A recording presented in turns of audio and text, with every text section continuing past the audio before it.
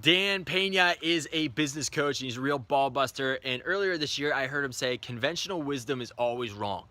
And that really got my wheels turning. I really started thinking about this, and over again, I found it to be right.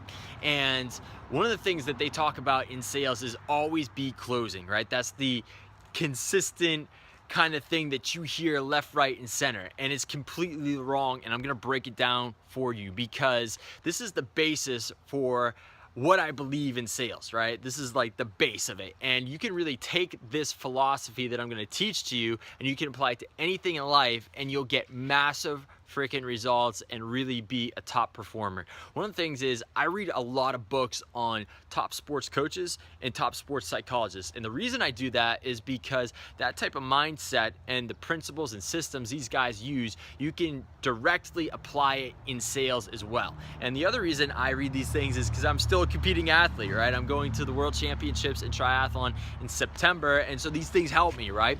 And there's some really common themes with the top coaches out there, right? And so I'm talking about Vince Lombardi, Bill Belichick, John Calipari, Vince Lombardi. I could go on, right? So Bill Walsh, John Wooden, all these guys, they all have something in common, and it's actually that none of these guys ever focus in on winning, right? And it's the opposite of what everybody else says. And one of the quotes that is used from Vince Lombardi over and over again is that winning isn't everything, it's the only thing. And one of the things is he really talked about with people in his inner circle how that quote got completely taken out of context and no one really truly understood what it meant other than the people that were close to him and around him. And what he really meant was going in there and winning in every little play and everything that you do, right? And this is something that Pete Carroll talks a lot about too. Instead of saying winning, he says getting in there and competing, right?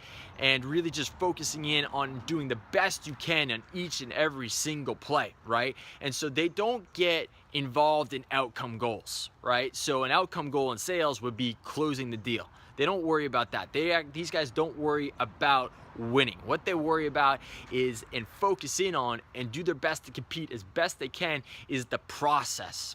All right, the whole process of things, right?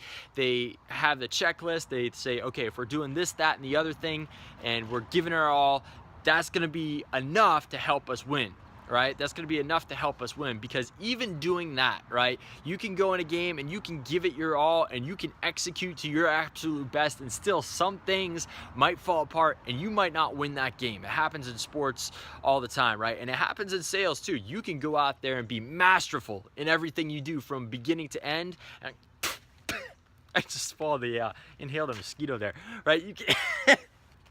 You can be masterful though in your whole sale from beginning to end, and something might happen where the deal doesn't go through at the end, right? I've had people actually die before on a deal, right? So that was out of my control. I couldn't handle that, right? But if you give it your all in the process trying to get the sale, that's all that matters, because if you do that, you're actually gonna, in turn, in the end of the day, end up closing more deals. And that's what these top coaches understand, right?